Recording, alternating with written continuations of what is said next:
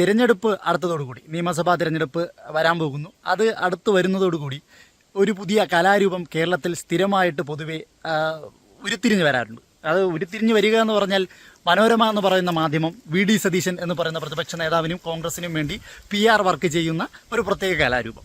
ആ കലാരൂപം ഇപ്പോഴും നിരന്തരമായിട്ട് എല്ലാ ദിവസവും സോഷ്യൽ മീഡിയ ഓപ്പൺ ആക്കുമ്പോൾ ഇങ്ങനെ നമ്മുടെ കൺമുന്നിലേക്ക് വന്നുകൊണ്ടിരിക്കുകയാണ്. പക്ഷേ ഇത്തവണ ഇത്തരം PR വർക്ക് എടുക്കുമ്പോൾ അവർക്ക് കിട്ടാൻ പോകുന്ന ഏറ്റവും വലിയ തിരിച്ചടി എന്ന് പറയുന്നത് പിണറായി സർക്കാർ, ഇടതുപക്ഷ സർക്കാർ ചെയ്തു വച്ച വികസന പ്രവർത്തനങ്ങൾ തന്നെയാണ്. ഈ വികസന പ്രവർത്തനങ്ങൾ ജനങ്ങൾ മനസ്സിലാക്കി തുടങ്ങിയിരിക്കുന്ന സാഹചര്യമാണ്.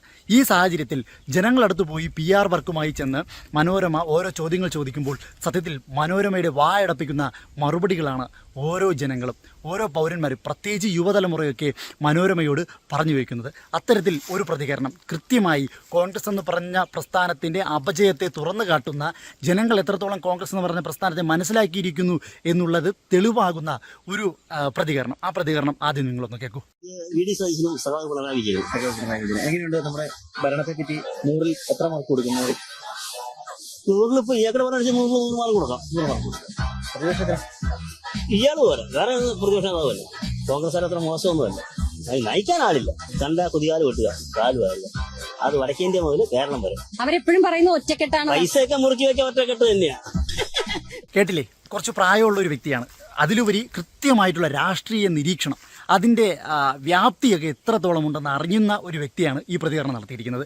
മനോരമ കോലുമായിട്ട് നേരെ നിരത്തുകളിലേക്ക് ഇറങ്ങുന്നു. എന്നിട്ട് ഇതേ വ്യക്തികളുടെ അടുത്തേക്ക് ചെന്ന് ഓരോരുത്തരെയും നേരിട്ട് കാണുകയാണ്. നേരിട്ട് കണ്ടിട്ട് എങ്ങനെയെങ്കിലും ഇവരുടെ വായിൽ നിന്ന് ഇടതുപക്ഷ സർക്കാരിനെതിരെ, മുഖ്യമന്ത്രി പിണറായി വിജയനെതിരെ എന്തെങ്കിലും ഒരു പോയിന്റ് ഇവർ കൊപ്പിയെടുക്കണം.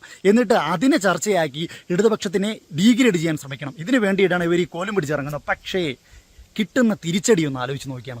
ഇത്തരത്തിൽ എങ്ങനെയും ഇടതുപക്ഷ സർക്കാരിൻ്റെ വികസന പ്രവർത്തനങ്ങളെ മാറ്റി നിർത്തിക്കൊണ്ട്, അല്ലെങ്കിൽ അതിനെക്കുറിച്ച് സംസാരിക്കാതെ, ചർച്ചയാക്കാതെ, അവർക്കെതിരെ എന്തെങ്കിലും പറയിപ്പിച്ച് വി.ഡി. സതീശനും കോൺഗ്രസിനും വേണ്ടി PR വർക്ക് ചെയ്യുക എന്നുള്ള ആ ഒരു മാധ്യമ തെമ്മാടിത്തരം, ആ തെമ്മാടിത്തരത്തെയാണ് ആ വ്യക്തി പൊളിച്ചു കൊടുത്തിരിക്കുന്നത്.